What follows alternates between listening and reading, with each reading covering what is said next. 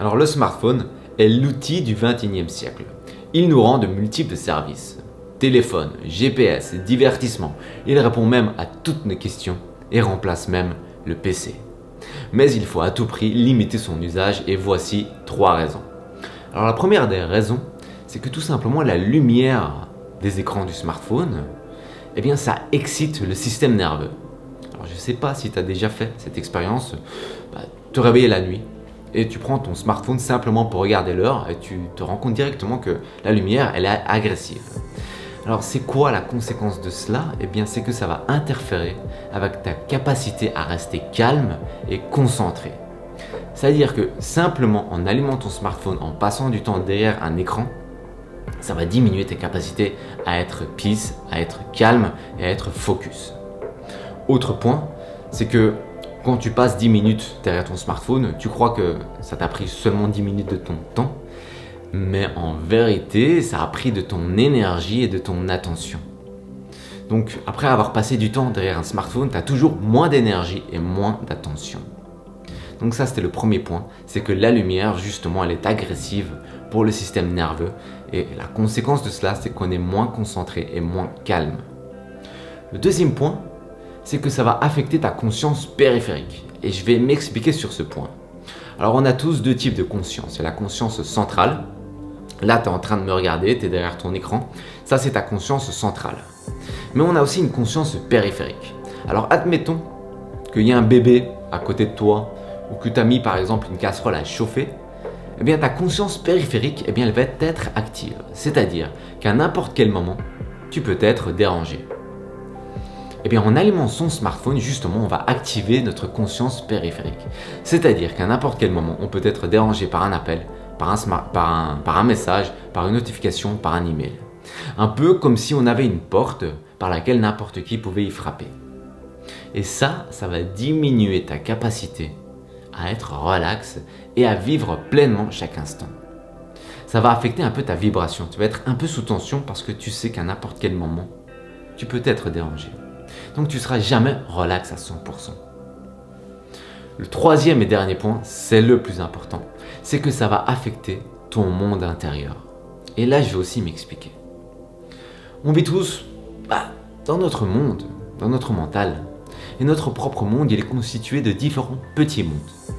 Il y a le monde de ton travail, il y a le monde de ta famille, il y a le monde de tes amis, il y a le monde de tes loisirs. Jusque-là, toi et moi, on n'est pas liés. Parce qu'on a tous les deux un travail, des amis, une famille, un loisir différent. Mais il y a le monde des infos, des news et le monde des réseaux sociaux qui nous lie tous. Alors, le journal télévisé, les infos, je t'apprends rien, c'est des générateurs d'émotions négatives. Écoute le journal, regarde-le, t'as peur directement en regardant, regarde l'expression des journalistes, les images qu'ils te montrent, ça fait peur. Et il y a un but derrière. Et c'est quoi la conséquence de cela? C'est que tu auras constamment peur, il y aura constamment un climat de peur en toi. Et d'autres émotions, il y a la révolte, l'injustice, la haine qui en découle bien sûr. Les réseaux sociaux, ce que tu dois savoir, c'est que la nature du mental, c'est de se comparer. Ça ne veut pas dire que tu es jaloux, mais tu te dis, pourquoi pas moi? Pourquoi est-ce que je n'ai pas ça? Et la conséquence de cela, c'est qu'il y aura constamment un climat d'insatisfaction en toi. Tu ne vas pas accepter, mais résister l'instant présent. Alors, tout peut bien aller dans ta vie. Tu peux, au travail tout va bien, avec ta famille tout va bien, avec tes amis tout va bien, dans tes loisirs tout va bien. Mais à cause de ces 2 mondes, il y aura toujours un climat de peur et d'insatisfaction en toi. Pourquoi cela? Parce que la nature du mental, c'est de cogiter, c'est de penser.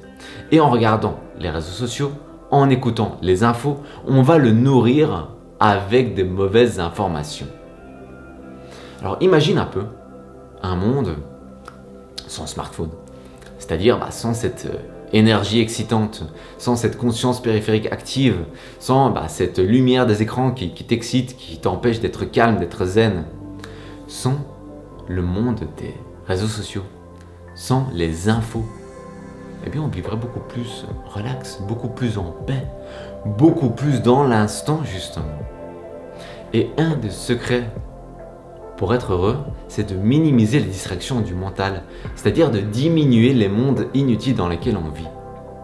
C'est-à-dire, comme on l'a vu, éviter les réseaux sociaux, éviter les infos. Alors forcément, on vit dans un monde de plus en plus dépendant au smartphone, et comme dans tout, dans ce monde, il n'y a rien de 100% négatif, ni de 100% positif. Les réseaux sociaux, ça a aussi son avantage, ça te permet de rester en contact, ça te permet de trouver des idées.